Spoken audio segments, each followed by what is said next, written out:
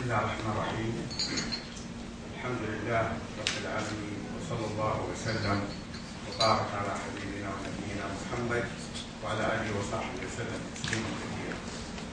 اخواني السلام عليكم ورحمه الله وبركاته. اولا تحيه كبار تقدير واجلال لاخي الصديق الدكتور الفاضل الشيخ محمد المشوح حفظه الله على وفائه بالفكر والعلم والثقافة ورواد هذا الإطار المعرفي الجليل.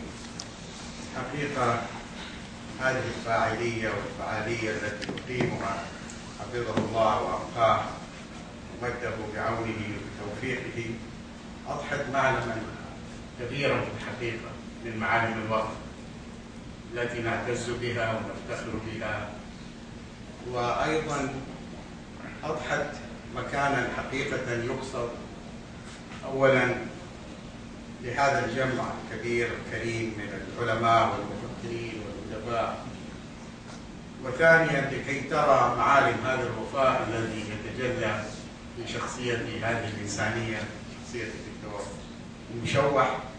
فقلت له ندوتك تفردت عن الندوات الأخرى في تكريم الناس، في تكريم الآخرين، وهذا أعطى لهذه الندوة ألقا خاصا وواقعا متميزا، فنسأل الله سبحانه وتعالى لك الأجر والمثوبة إن شاء الله.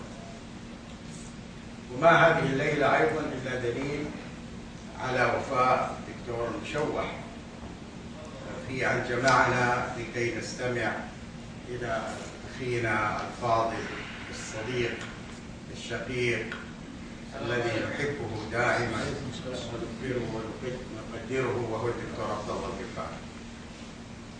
الحقيقة الحديث عن الدكتور عبد الله الغفاري يحتاج إلى وقت طويل، لكني سأختصر كما طلب أخي المقدم هذا اللقاء. الدكتور عبد الله هو هذا العالم المثقف، الإنسان الكريم الوفي مع كل الناس، وهو في الحقيقة من يعرف ومن لا يعرف، وهو وفي مع الجميع.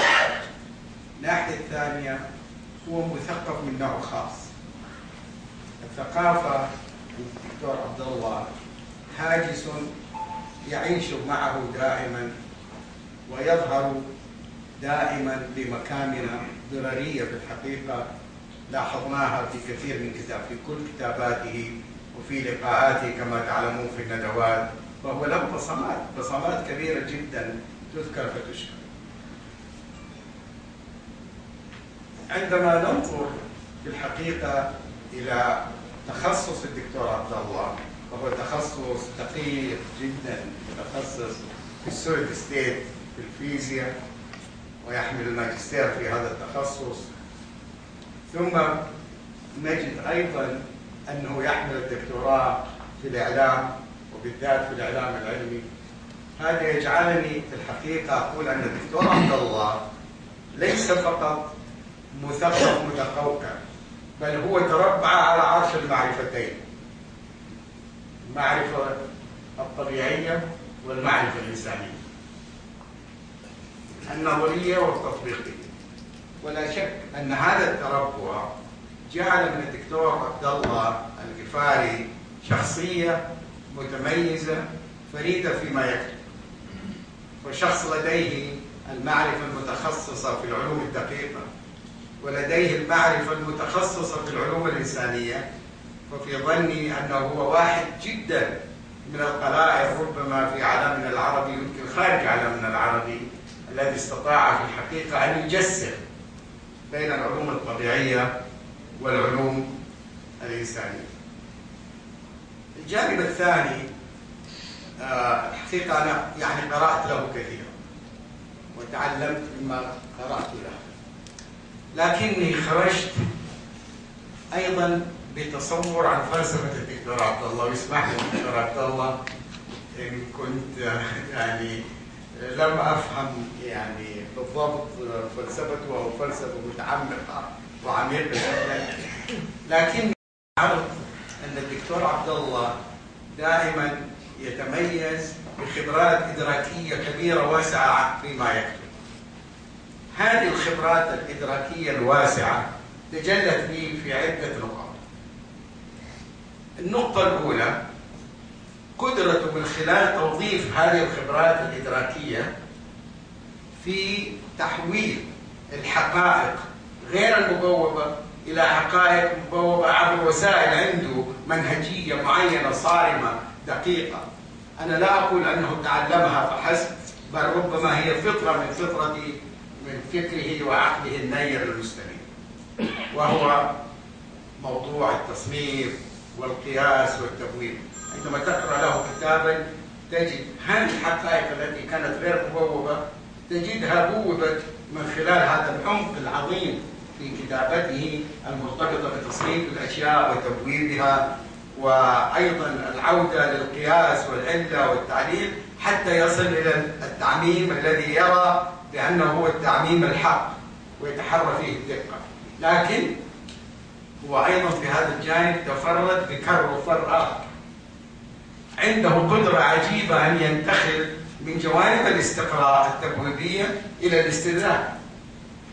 هو رجل رياضيات، وهو قادر على أن يقلب مفاهيم الحقائق ضمن البنية الرياضية الدقيقة، ويستطيع أن يحول نفسه من استنباط الاستقرائي إلى استدلالي عبر الخروج بمفاهيم جديدة عن ما ظنه أو افترضه، حتى يتأكد له بأن ما ظنه وافترضه يمكن أن يكون فرصة للحقائق التي يمكن أن تميز ما يكتبه وما يستنبطه.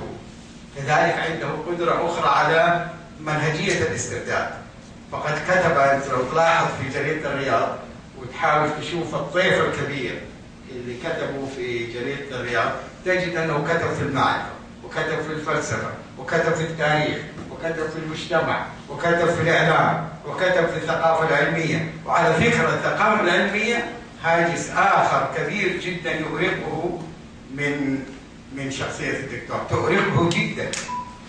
بل أنا أظن أن أحيانا يمكن أغلب الأحوال تقوط مضجعها هذه الثقافة. يود لهذه الثقافة العلمية أن تترسخ، لأنه هو يدرك تماما بأن مجتمع المعرفة، مجتمع اقتصاد المعرفة، لن يقوم بالحقيقة تقنيا ويواكب مستجدات العصر إلا من خلال ترسيخ هذه الثقافة العلمية في أذهان المجتمع وفي بنية المجتمع.